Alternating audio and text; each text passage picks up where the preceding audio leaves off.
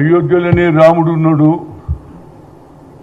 ఆ రోజులలో ముస్లిం రాజులు ఆనాడు ఉన్నటువంటి ముస్లిం పెద్దలు అక్కడ బాబరీ మస్జిద్ ఉన్నది అని పక్కకు ఉన్నటువంటి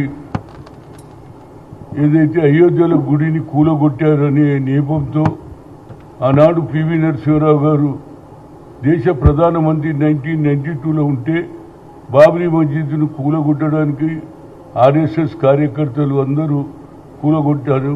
అది కూడా ఆ నేపం కూడా ఆనాడు ఉన్నటువంటి ప్రధానమంత్రి పివి నరసింహారావు గారి మీద ఆరోపించారు. కానీ ఇవాళ ఏమవుతున్నది, కోర్టులలో ఎన్నో కేసులు జరిగి ఆఖరుకు కోర్టు ఒక నిర్ణయం ఇచ్చింది. అక్కడ ఉన్న స్థలంలో ఒకరు బాబరీ మస్జిద్ కట్టించుకోవచ్చు, ఇంకో పక్కకు అయోధ్య రాముని గుడి కట్టించుకోదని నిర్ణయం జరిగింది. ఆ తర్వాత కరసేవకులు ఊరూరు తిరిగి ఇటుకలు అన్నారు, బంగారం అన్నారు, ఎండి అన్నారు, అన్నీ వసూలు చేశారు. ఆ తర్వాత కట్టడం ప్రారంభించారు. ఆ తర్వాత మా ప్రధానమంత్రి నరేంద్ర మోడీ గారు కూడా ఇనాగ్రేషన్ చేశారు. ఇప్పటి వరకు జరుగుతున్నటువంటి పరిణామాలు చూస్తుంటే అదే తిరుపతిలో రోజు ఉండి లెక్క జరుగుతుంది. ఇవాళ ఎంతమంది భక్తులు గల్లెలో వేశారు, దాని లెక్క తెల్లారి ఎంత వసూలైంది, ఎంత ఉండిలో వేసిందని 4,70,00,000 అని చెప్పడం జరుగుతుంది. కానీ ఈడ ఆ లెక్క లేదు. ఆ తర్వాత భక్తులు ఇచ్చినటువంటి బంగారం కరగబెట్టి గడ్డీలుగా చేసి అమ్ముకున్నారు. ఆ తర్వాత రియల్ ఎస్టేట్ బిజినెస్ చేశారు. అదేవిధంగా స్టాక్ మార్కెట్లో కూడా డబ్బులు పెట్టారండి. అంటే ఎంత దోచుకోవడం జరిగిందో మీరు అర్థం చేసుకోండి.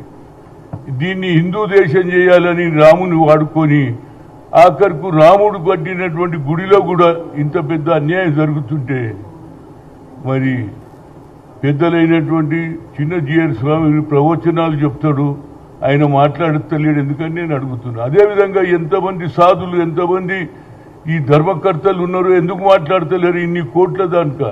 అదేవిధంగా అధికారి గతంలో ఐఏఎస్ చేసినటువంటి అధికారి ఉత్తరప్రదేశ్ అయినటువంటి లక్ష్మీనారాయణ భోగేశ్వరు, ఆయన ఆనాడు రాసినటువంటి ఏదైతే రామాయణం రాయడానికి ప్రయత్నం చేసినటువంటి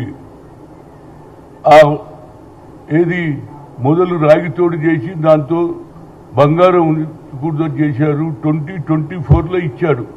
కానీ అది ఏమైందో ఇంతవరకు తెలియదు. ఆఖరుకు పేపర్లో చెప్పిన తర్వాత లేదు అది సేపు ఏదే. కానీ ఇవాళ భక్త రామదాసు ఏదైతే మరి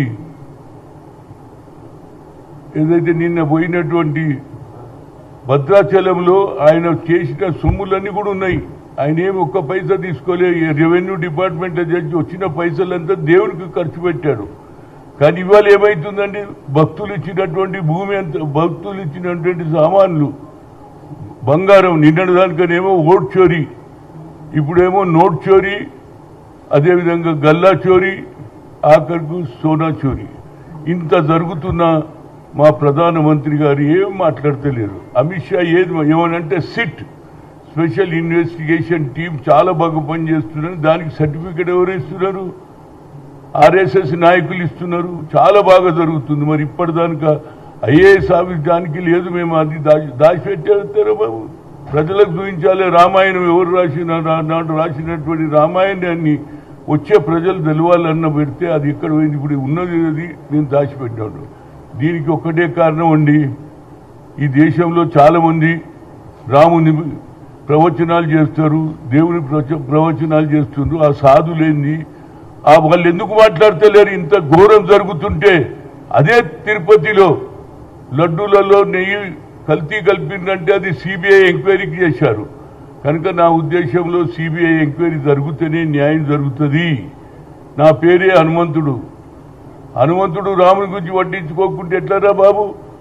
అందుగురించి నేను 2 దగ్గర పోయినా. అదేవిధంగా పార్లమెంట్ 20 నుంచి జరుగుతుంది కాబట్టి నేను రాహుల్ గాంధీ గారిని, ప్రియాంక గాంధీని, అదేవిధంగా మల్లికార్జున్ ఖర్గేని, అశోక్ గెహ్లాట్ కూడా స్టేట్మెంట్ ఇచ్చారు. కనుక తప్పనిసరిగా 23 నాడు ఏది జంతర్ మంతర్లో మౌన దీక్ష ఒక హాఫ్ అన్ అవర్ మౌన దీక్షదే దేవుడు అంటాడు, అరే చూడరా నా భక్తులు చూడు, నాకు అన్యాయం జరిగితే, ఆయనకు అన్యాయం జరిగితే కూడా మాట్లాడరా బాబు? ఓట్లయితే తీసుకున్నారా లేదా? ఈ దేశాన్ని హిందూ దేశం చేయాలని మీ ఆలోచన, కానీ ఈ హిందూ దేశం కాదాలు. ఎందుకంటే ఈ భారతదేశ సంస్కృతి వేరు, ఆచారాలు వేరు, దేవుళ్ళు వేరు, భాషలు వేరు. అయినా రాజ్యాంగం రాసినటువంటి బాబాసాహెబ్ అంబేద్కర్ ఆనాడు ఆలోచన చేసి ఈ మన దేశం రాజ్యాంగం రాస్తే దాన్ని కూడా తూట్లు పడుస్తున్నారు. కనుక నరేంద్ర మోడీ గారు ఇతర దేశాలలో తిరిగి అవార్డులు కాదు, ఇవాళ పెద్ద పెద్ద చిన్న జీఎర్ స్వామి లాంటి వాళ్ళు ప్రవచనాలు చేసే వాళ్ళు కూడా మాట్లాడాలి. ఎందుకు మాట్లాడారు? దేవుని మీద అన్యాయం జరుగుతుంది. అదేవిధంగా మొన్న జరిగినట్టు కుంభమేళలో రాహుల్ గాంధీ ఎందుకు పోలే? అందుగురించి అదే రాహుల్ గాంధీ గారు ఇక్కడికి రావాలి, జంతర్ మంతర్ రావాలి, ప్రియాంక గాంధీ రావాలి అని నేను కోరుతున్నా. అదేవిధంగా మన రాష్ట్ర పిసిసి అధ్యక్షుడు మహేష్ కుమార్ గౌడ్ కూడా 23 నాడు రావాలి, వచ్చి కూర్చుంటే దేశ ప్రజలకు తెలియాలి. అంటే మనం కేవలం మన గురించే కాదు, దేవునికి అన్యాయం జరిగినా మనం మాట్లాడతాం. దేవునికి ఇంత పెద్ద అన్యాయం జరుగుతుంటే ఖాళీ లడ్డూలలో కల్తీ నెయ్య కలిపిందని దాన్ని సిబిఐ ఇన్ని కోట్ల రూపాయలు తినేసారు. ఆఖరికి స్టాక్ మార్కెట్లో కూడా డబ్బులు పెట్టిండ్రు, బిల్లాలు కన్నారు. అందులో వాళ్ళు ఒక టీం ఉన్నది, ఒక 8 మందిని సర్పంచ్గా. వాళ్ళు దానికే సిట్ బాగా పనిచేస్తారు. సిట్ ఎవరి చేతులు ఉంటుందండి? స్పెషల్ ఇన్వెస్టిగేషన్ టీము ముఖ్యమంత్రి చేతులు ఉంటుంది. ఇక్కడ కూడా ఏ స్టేట్లో కూడా ఇక్కడ రేవంత్ రెడ్డి గారు సిట్ కూడా ఆయన చేతులు ఉంటుంది. కాబట్టి యోగి ఆదిత్యనాథ్ చేసినటువంటి సిట్కు మేము నమ్మము.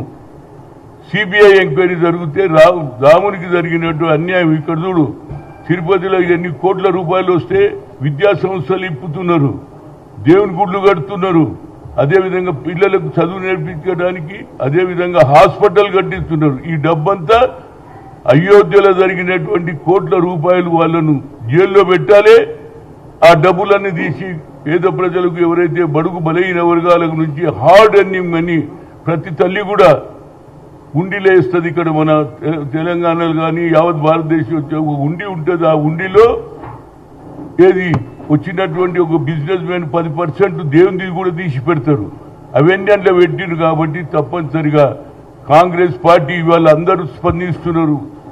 రాహుల్ గాంధీ గారు కూడా పార్లమెంట్లో మాట్లాడతాను. నేను ఆయన స్టేట్మెంట్ చూసిన, మల్లికార్జున్ చూసిన, అశోక్ గెహ్లాట్ది చూసిన కనుక ఇది మనం ఢిల్లీలో చేస్తే, ఎందుకంటే మనది కూడా దేవుడు భద్రాచలం దేవుడి దగ్గరికి వచ్చిండు. ఆ రోజులలో రాముడు, ఆ రోజులలో ఏదైతే ఉన్నటువంటి పరిస్థితులలో న్యాయం జరగాలి అయోధ్యలో అనేది మా ఉద్దేశం. రాజకీయాలకు అతీతంగా అందరూ స్పందించాలి. ఎంతవరకు అయితే ఈ ఆర్ఎస్ఎస్, బీజేపీ, విశ్వ హిందూ పరిషత్ ఉందో ఓట్లు కొట్టేస్తున్నారు, నోట్లు కొట్టేస్తున్నారు, బంగారం కొట్టేస్తున్నారు, హుండీ కొట్టేస్తున్నారు. కనుక తప్పనిసరిగా 23వ తేదీన నేను ఆల్రెడీ 2 గుళ్ళు తిరిగేసి వచ్చినా. ఇక ఢిల్లీలో చేస్తే యావత్ భారతదేశ ప్రజలకు తెలుస్తుంది. అందుగురించే మహేష్ కుమార్ గౌడ్ గారు 23వ తేదీన తప్పనిసరిగా నేను రాహుల్ గాంధీ పోతున్నా, 19 పోతున్నా, వాళ్ళు పోయి రిక్వెస్ట్ చేస్తా. సార్ మిమ్మల్ని అన్నారు ఏదైతే మహాకుంభమేళలో రాలేదన్నారు కనుక ఇవాళ రావాలి, రావుని మీద అన్యాయం జరుగుతుందని ఆయనను, అదేవిధంగా ప్రియాంక గాంధీని, మల్లికార్జున్ ఖర్గేను, అశోక్ గెహ్లాట్ అంటున్నారు. అదేవిధంగా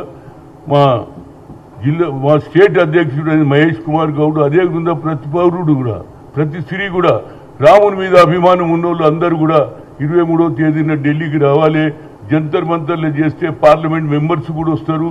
రేపు పార్లమెంట్లో రేజ్ చేయాలి. ఎప్పటి వరకు అయితే సిబిఐ ఎంక్వైరీ జరగదో మనకు న్యాయం జరగదు. దీన్ని తుడిచిపెట్టడానికి, దాచిపెట్టుకోవడానికి ప్రయత్నం చేస్తున్నటువంటి ఇది యూపీ సర్కార్ను నిలదీయాలి. అదేవిధంగా నరేంద్ర మోడీని, అమిత్ షాని కూడా నిలదీయాలి అనేది నా ఉద్దేశం.